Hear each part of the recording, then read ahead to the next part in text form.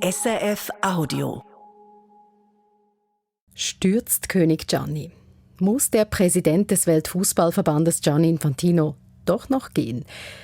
Wir haben heute etwas Besonderes für euch. Anstelle einer normalen News Plus Folge gibt es ein Special, das wir für unseren Schwester-Podcast-Kanal produziert haben. König Gianni, die Infantino-Story.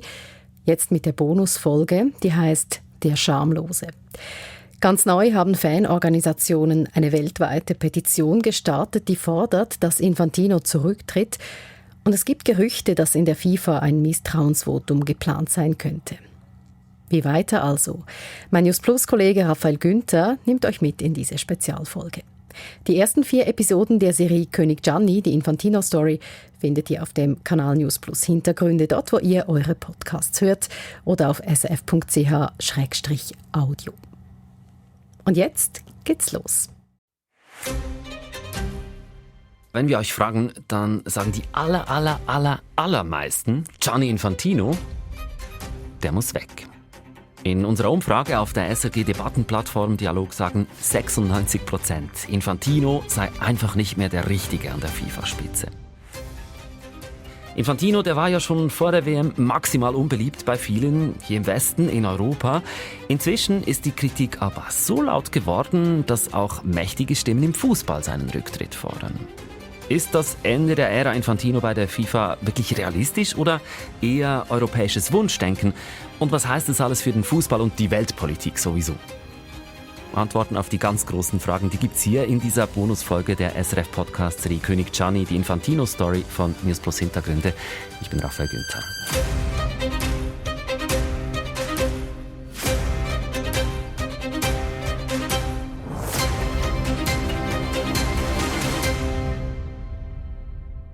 Isabel, wir haben ja in der Podcast-Serie das Leben von Infantino angeschaut. In 4 Episoden. Der Kämpfer, der Mächtige, der Gehasste, der Trump-Freund.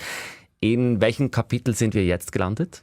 Also vielleicht könnte man jetzt der Schamlose sagen. Also ich habe erwartet, dass nach dieser Mega-WM jetzt Ruhe um Infantino einkehrt. Es war ja dann trotz einiger Kritik ein ziemlicher Erfolg, aber falsch gedacht. Offenbar fühlte sich Infantino so sicher in seiner Position als, man kann fast sagen, absoluter Fußballherrscher, dass er wohl dachte, perfekter Moment für meinen Privatisierungsplan. Der Schamlose, das nehmen wir mal so mit. Neben Isabel Pfaff aus der SRF Wirtschaftsredaktion haben wir auch noch andere Gäste eingeladen, um eben diese großen Fragen hier zu besprechen. Sebastian Ramspeck ist da von SRF Global, internationaler Korrespondent von SRF. Und auch Meme Sikora vom Fußball-Podcast Sikora Gisla ist hier. Meme, der Schamlose, ich nehme das direkt mal auf. Waren nicht alle im Fußball immer schon schamlos, auch Blatter? Dem hat man das ja auch vorgeworfen. Bis zu einer gewissen Grenze, ja, stimmt das. Das ist, glaube ich, was mit der Macht ein bisschen mitkommt. Da werden viele ein bisschen schamloser und je sicherer man im Sattel sitzt, desto mehr Macht hat man und desto mehr kann man auch diese Grenzen ausloten und das geht dann ziemlich schnell in diese Schamlosigkeit über, die wir jetzt erleben bei Infantino. Er hat immer ein bisschen mehr Grenzen überschritten und jetzt sind wir an dem Punkt, wo so viele Grenzen überschritten worden sind, dass der Widerstand heftig wird. Heftiger Widerstand, den werden wir sicher auch noch thematisieren. Sebastian, du als Experte für Geopolitik, wenn man sich auf der ganz großen Weltbühne bewegt, muss man da nicht einfach ein bisschen schamlos sein? Schamlosigkeit ist ein mögliches Erfolgsrezept. Donald Trump hat das natürlich wunderbar bewiesen, dass man eben mit Schamlosigkeit punkten kann bei den eigenen Wählerinnen und Wählern, aber eben auch auf der diplomatischen Bühne. Aber diese Schamlosigkeit muss irgendwie unterfüttert sein mit Machtmitteln, die man auch wirklich hat, weil sonst kommt man mit Schamlosigkeit nicht weiter. Und da sehen wir eine Parallele, aber natürlich auch einen Unterschied zu Infantino. Also Infantino ist natürlich in der Welt des Fußballs der König, der Papst, vielleicht der Gott. Aber er hat sich hier wohl übernommen, weil er eben dann doch nicht über die Machtmittel eines amerikanischen Präsidenten verfügt. Und die braucht man dann wahrscheinlich, um mit der Schamlosigkeit sehr weit zu kommen. Besonders viel musste sich Infantino eben auch in den letzten Tagen und Wochen diesen Vorwurf der Schamlosigkeit rund um die Teilprivatisierung der WM anhören, dass eben Teile der WM-Übertragungsrechte in eine private Investorenfirma überführt werden sollten. Beteiligt sein sollte auch der Bruder von Trumps Schwiegersohn, also wirklich so eine explosive Mischung, hat man schon fast den Eindruck, die sich da zusammengebraut hat. Inzwischen hat Infantino dann zurückgekrebst, hat die ganze Sache abgesagt. Und dass Infantino ja immer wieder auch Grenzen auslotet, ausprobiert, wie weit er gehen kann. Das haben wir in der Podcast-Serie ausführlich auch besprochen. Isabel, hat er denn jetzt wirklich geglaubt, dass er damit durchkommt? Also er hat es geglaubt, davon kann man ausgehen. Und ehrlich gesagt, warum auch nicht? Also er ist schon mit so vielen unglaublichen Sachen durchgekommen.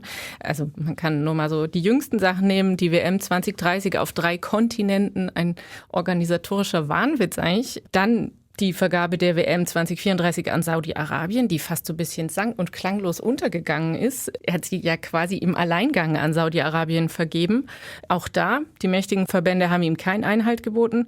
Und jetzt zuletzt auch dieser FIFA-Friedenspreis an Trump, von dem, man weiß es ja von einigen FIFA-Council-Mitgliedern, niemand aus der Exekutive wirklich etwas wusste. Also das sind ja alles schon Dinge, die ihn natürlich bestärkt haben dürften, dass er weit gehen kann. Ja, und es ist auch so, dass er wahrscheinlich auch damit gerechnet hat, dass es gewissen Widerstand gibt, wie bei vielen Sachen, die er eingeführt hat. Er hat die WM aufgeblasen, er hat die Club-WM eingeführt, das alles gegen den Widerstand einiger Verbände. Aber er dachte, er sei fest genug im Sattel, dass er diese leisen Stimmen aus Europa von ein paar Verbänden, die prallen an ihm ab, aber mit der Mehrheit kommt er durch. Und ich glaube, das ist jetzt immer so passiert bei all den Sachen, die er eingeführt hat. Und er hat nicht gedacht, dass es mal größer wird als das. Ein paar murrende Westeuropäer, an die hat er sich gewöhnt längst. Aber jetzt ist die ganze Welt ein bisschen aufgebracht. Das ist ein neues Kaliber. Er hat sich überschätzt. Ja, das kann man so sagen. Er hat sie übernommen.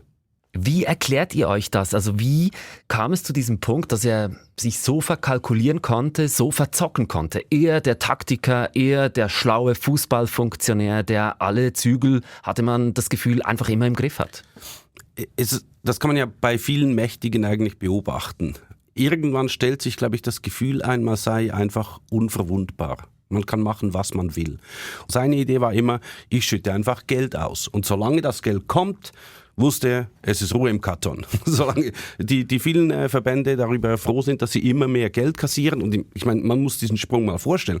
Von dem Punkt, an dem er eingesetzt wurde, also an dem er gewählt wurde als FIFA-Präsident, sind die Beträge seit 2016 um das 8-fache gestiegen. Jeder Verband kassiert jetzt das 8-fache als vorhin. Und solange das eigentlich garantiert ist, kann man sagen, gut, wenn ich das Geld einfach weitergebe, wenn ich das einfach rausschmeiße, wenn ich allen immer mehr gebe, dann ist einfach Ruhe im Karton. Alle Mächtigen übernehmen sich mal, Sebastian? Ja, klar, das ist natürlich eine sehr menschliche Eigenschaft, dass man vielleicht Macht akkumuliert, dass man eben mit seiner Schamlosigkeit, mit seiner Art immer weiterkommt und irgendwann dann vielleicht die Relation verliert. Also ich habe jetzt auch zur Recherche zu diesem Gespräch heute mit einer Person reden können, die Infantino ein bisschen kennt und gesagt hat, er ist halt auch wirklich immer beratungsresistenter geworden. Das ist auch normal, wenn man Erfolg hat, beziehungsweise das dann eben dann die Schwäche, die sich zeigt in dem Moment, wenn man nicht bis zum letzten Punkt in seiner Karriere immer auch auf kritische Stimmen hört, dann kommt man an einen Punkt, wo man die eben nicht mehr hört und die ignoriert. Und ich könnte mir schon vorstellen, wenn er ein bisschen offener gewesen wäre und mit mehr Leuten gesprochen hätte, die ihn auch kritisch hinterfragen, dann wäre ihm dieser Fehler nicht passiert. Ich würde auch sagen, das ist wie so der vorläufige Endpunkt einer Entwicklung. Ich glaube nicht, dass er von Anfang an so drauf war, wie man ihn jetzt erlebt, aber er hat halt sozusagen mit jedem Jahr neue Erfahrungen gemacht, wie weit er gehen kann, aber auch hat natürlich immer kleine Stellschrauben gedreht, wo er so ein bisschen Widerstand ausgeschaltet hat oder unsichtbar gemacht hat. Und dann, glaube ich, ist das so eine Begleiterscheinung, wie du sagst, Sebastian, dass man nur noch Ja-Sager um sich hat und dann auch falsche Schachzüge sozusagen, die werden einem gar nicht mehr zurückgemeldet. Und ich glaube, so kam es auch zu dieser Selbstüberschätzung. Er hat sich auch ein bisschen in diese Lage selber gebracht, weil wenn das einzige Argument, das ich habe als FIFA-Präsident ist, ich schütte immer mehr Geld aus, dann muss ich irgendwo immer mehr Geld herkriegen. Also muss ich all diese Sachen machen, die vielleicht auf Widerstand stoßen, aber ich brauche das, sonst habe ich meine Macht verloren. Aber ketzerisch zurückgefragt, war das nicht immer das System FIFA, das einfach Geld ausgeschüttet wird? Da ist ja eigentlich eine Geldausschüttungsmaschine und sonst nicht viel. Das ist sie schon und die Beträge sind auch gestiegen über all die Jahrzehnte, aber seit Infantino ist es explodiert. Es kam immer mehr, aber es war nie das einzige Argument und die meiste Zeit war es eigentlich an Anforderungen geknüpft. Du kriegst Geld, wenn du das und das machst. Ich plane ein Stadion, ich plane einen Trainingsplatz und jetzt sind die Stocke, die sind einfach so aufgebläht worden, dass einfach jeder Verband immer viel mehr kassiert als vorhin. Das Geld, das gebraucht wird zum Machterhalt. Gleichzeitig hat man ja eben auch diese Freundschaft ganz gut beobachten können zwischen dem US-Präsidenten, zwischen Donald Trump und dem FIFA-Präsidenten Gianni Infantino. Jetzt war bei diesen Investorenplänen auch noch der Bruder des Schwiegersohns von Trump, soll da beteiligt gewesen sein. Was denkst du, Sebastian? War da irgendwie ein unangenehmes Telefon nötig von Infantino ins Weiße Haus? Gut, das wäre jetzt Spekulation, darüber zu sinnieren, wie das Telefongespräch verlaufen ist, wenn es denn eines gegeben hat. Es wurde ja abgestritten, dass es da direkte Kontakte gab. Es ist interessant, dass Donald Trump jetzt ganz kürzlich mit einem Post auf Truth Social Infantino die Stange hält. Es gab ja viele Beobachterinnen und Beobachter, die davon ausgegangen sind, Trump lässt Infantino dann wie eine heiße Kartoffel fallen. Aber um das zu beurteilen, müssen wir wissen, was die beiden vielleicht noch im Schilde führen zusammen, was sie vielleicht auch in der Hand haben gegen den anderen. Wir kennen hier natürlich nur einen ganz kleinen Teil wahrscheinlich der Realität. Aber es ist schon so, wenn natürlich Trump jetzt wirklich Infantino weiter die Stange hält, und bei Trump ist immer mit vielen Fragezeichen verbunden, ob er wirklich morgen noch das tut, was er heute tut. Aber wenn er es tut, dann knüpft er ein bisschen das Schicksal von Infantino natürlich auch an seinen Einfluss, auch im Fußball, im Weltsport. Das kann schon noch spannend werden. In Europa und auch hier in der Schweiz, da hatte ich den Eindruck, dass schon fast etwas so die Hoffnung hochkam, dass das alles jetzt eben der berühmte Tropfen war, dass es jetzt genug ist, dass Infantino jetzt rausgeschwemmt wird aus diesem FIFA-Präsidium, dass das sein Ende an der Spitze des Weltfußballs einläutet. Das ist bis jetzt nicht passiert. Was denkst du denn, Isabel, was müsste vorfallen, damit Infantino zum Beispiel von sich aus sagt, okay, genug, ich ziehe mich zurück, ich trete zurück? Also wirklich so sein freiwilliger Rückzug, den halte ich nicht für sehr wahrscheinlich. Also dazu ist die Sache schon so weit gediehen und irgendwie dazu hätte es jetzt schon so viele Anlässe gegeben und er hat es nicht gemacht. Ich glaube, wir sind an dem Punkt, wo er wirklich nur noch auf massiven Druck reagiert und eigentlich muss es wahrscheinlich irgendeinen FIFA-Kongress geben, einen außerordentlichen, wo ihm entweder das Misstrauen ausgesprochen wird oder wo er wirklich schon abgewählt wird. Ich schätze, das wird eigentlich der Verlauf sein, wenn es soweit kommt. Aber dass seine Situation im Moment ziemlich prekär ist, würde ich schon betonen. Also der hat sicher noch ein paar Trümpfe im Ärmel, aber dass sich jetzt 3 Kontinentalverbände geschlossen gegen ihn wenden, das ist, glaube ich, schon was nie da gewesen ist. Also und wie steht's denn eigentlich um die nächsten Wahlen? Die sind ja regulär angesagt für den März 2027 fürs FIFA-Präsidium. Auch hier, wenn ich euch zuhöre, muss man sagen, wenn er jetzt im Hintergrund gut verhandelt, gut taktiert, dann steht dieser Wiederwahl, Stand heute, im August, nichts im Weg. Ja, ich glaube, das Hauptproblem ist, dass es keine zweite Person gibt, die über all die Jahre, und es gibt schon so lange Jahre Kritik an Infantino, und kein Kontinentalverband, kein Landesverband hat es geschafft, irgendeine Person herauszubringen, die ernsthaft eine Gefahr sein könnte für Infantino. Und man muss das halt auch sehen. Wir haben hier gewisse moralische Vorstellungen, wie der Fußball, wie die FIFA geführt werden muss. Aber halt viele Kontinentalverbände sagen einfach, okay, wer gibt mir wie viel Geld? Und das ist eigentlich die Entscheidung. Also eine mögliche Nachfolgerin, ein möglicher Nachfolger von Infantino muss einfach garantieren können, dass die Landesverbände gleich viel Geld kassieren und ein gewisses Profil haben. Und das ist momentan leider noch nicht in Sicht. Infantino wurde ja zum Beispiel von Trump auch schon mal ins Spiel gebracht als UNO-Generalsekretär. Wenn Infantinos Zeit an der Spitze der FIFA dann mal vorbei sein sollte, irgendwann wird auch die enden, diese Ära von Infantino.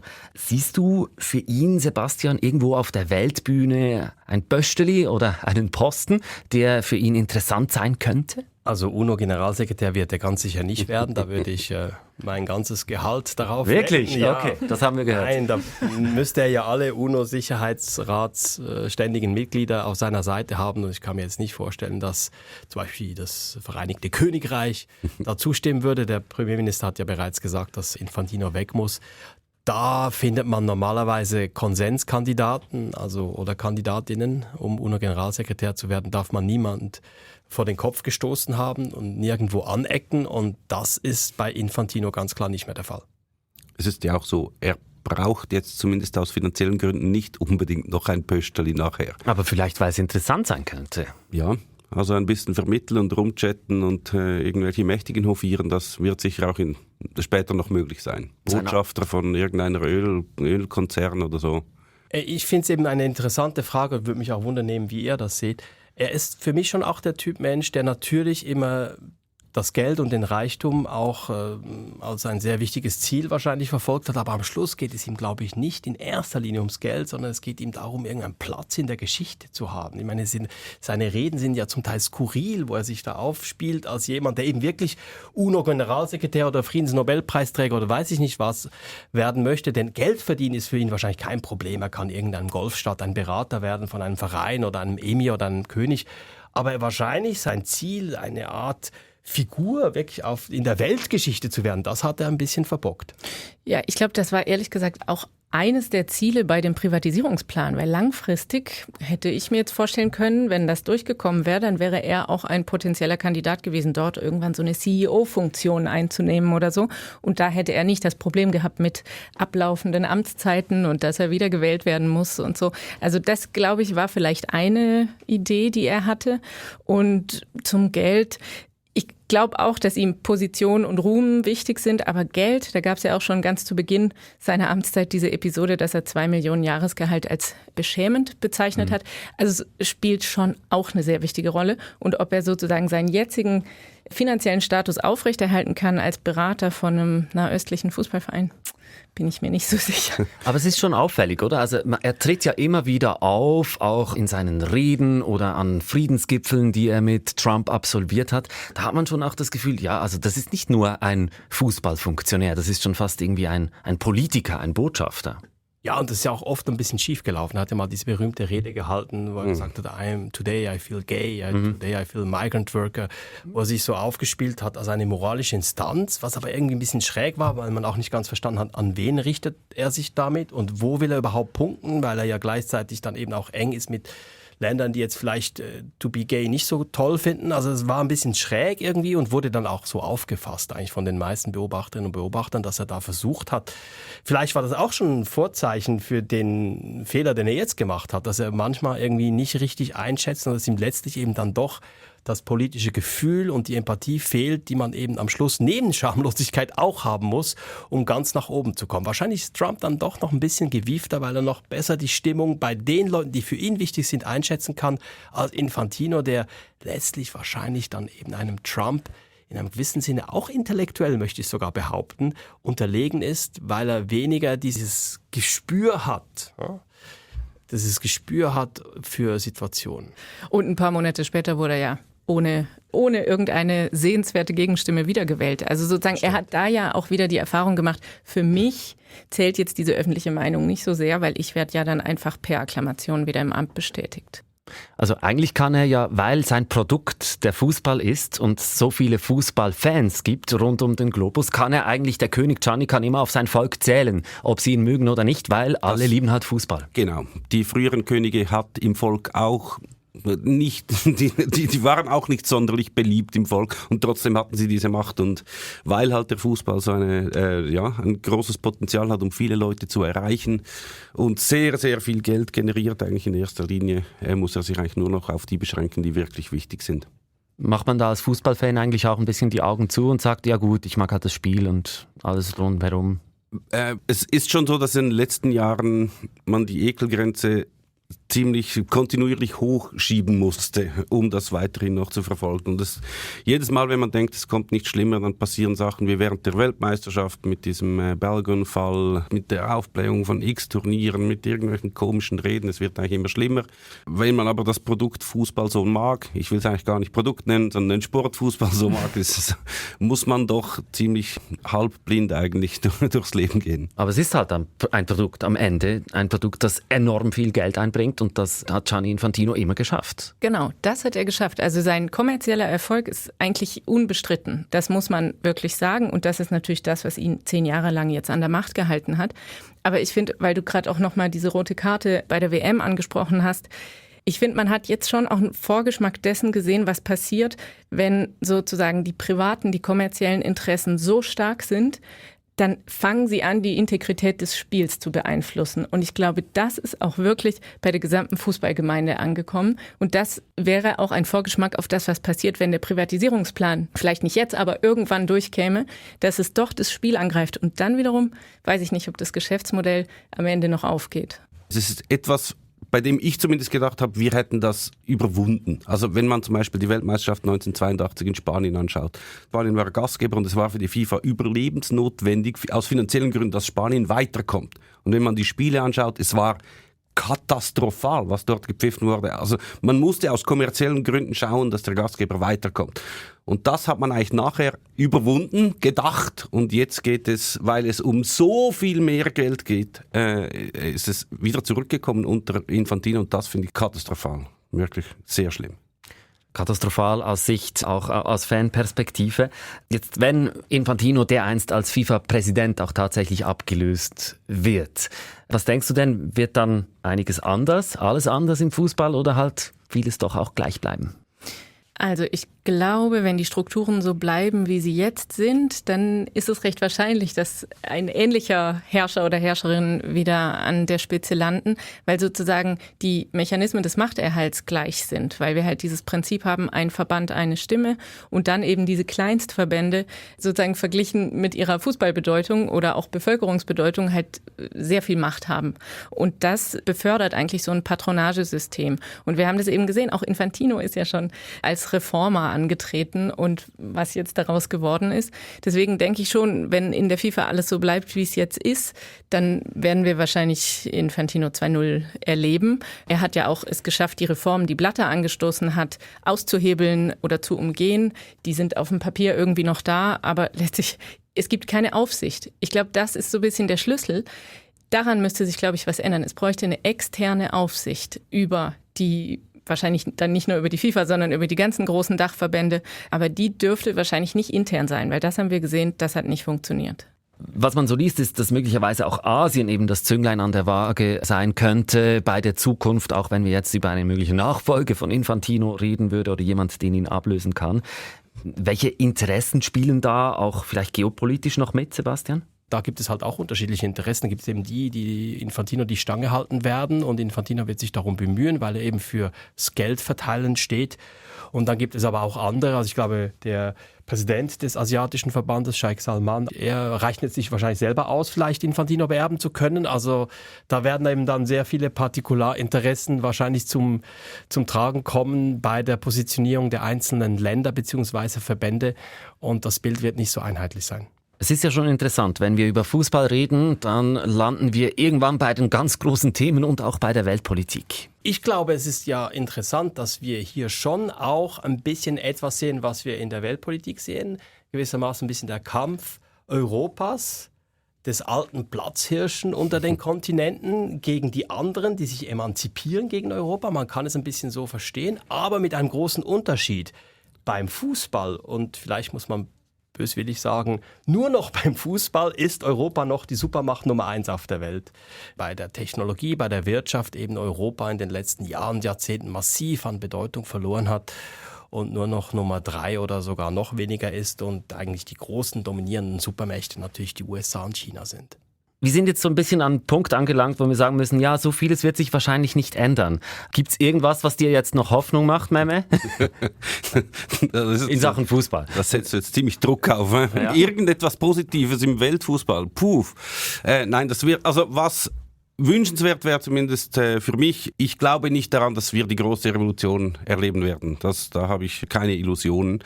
Aber ich hoffe mir zumindest, dass man wieder wegkommt von dieser Nähe suchen mit den Supermächtigen, dass probiert wird, immer mehr Geld zu kassieren. Das einzige Ziel der FIFA kann nicht sein, wir müssen immer mehr Geld verdienen und das laufend immer erklären mit, ja, das geht ja an den Fußball zurück. Es geht eben nicht nur an den Fußball zurück. 1/3 bleibt in der riesigen, aufgeblähten FIFA-Struktur hängen. Also, dass da eine Redimensionierung stattfindet und dass man auch die kleinen Verbände überzeugen kann, ihr bekommt jetzt halt nicht jedes Jahr wieder viel mehr als vorhin. Seid mal zufrieden mit dem. Wir können die Verteilung verbessern, wir können ein bisschen umverteilen, das kriegen wir alles hin, dass zumindest das mal durchkommt. Ich wollte etwas Positives sagen. Ja, gerne. Dann bin ich nicht skeptisch. Ja, okay. Ja, ich setze vielleicht ein bisschen Hoffnung, aber vielleicht ist es auch naiv, in diese Idee, die kursiert, dass man vielleicht diese FIFA-Präsidentschaft ersetzt durch so ein rotierendes System. Also dass man eben die Chefs der Kontinentalverbände, dass die eben bisschen so ähnlich wie im Bundesrat, dass die halt abwechselnd die Führung übernehmen und die FIFA eher so ein Organisationskomitee wird. Die Idee hat, glaube ich, vor allem Alexander Ceferin von der UEFA lanciert. Das, finde ich, hat irgendwie so einen gewissen Reiz. Vielleicht liegt darin die positive Zukunft des Weltfußballs. Danke Isabel Pfaff aus der SRF Wirtschaftsredaktion. Sebastian, du zum Schluss irgendetwas Hoffnungsvolles, das du in der ganzen Sache siehst? Ja, für Hoffnungen im Weltfußball bin ich zu wenig Fußballfan, beziehungsweise gar keiner. Aber wenn du etwas Positives hören willst, ich meine, wir reden hier nur über Fußball. Und es ist interessant, wie viel Aufmerksamkeit dieses Thema bekommt. Und am Ende geht es eigentlich nur um Spiel. Und im Vergleich zu vielen anderen Konflikten auf der Welt geht es hier nicht um Leben und Tod. Und das ist eine positive Nachricht. Einverstanden, Memme?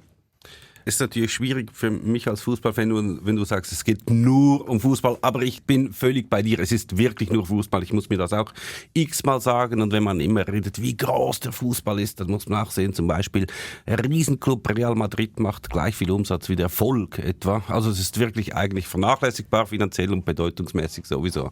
Aber da muss ich als Wirtschaftsredaktorin doch kurz einhaken. 2% der globalen Wirtschaftsleistung liefert der Sport dann doch. Nicht der Fußball, aber der Sport.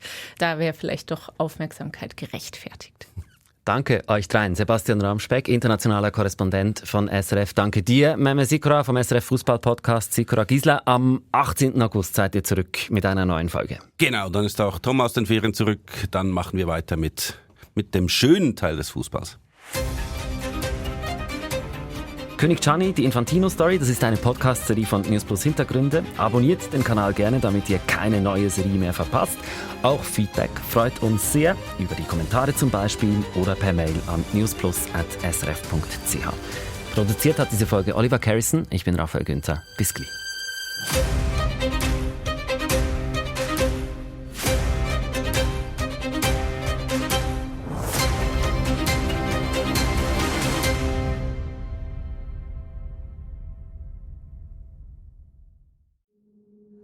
Das war ein Podcast von SRF. Produziert im Auftrag der SRG.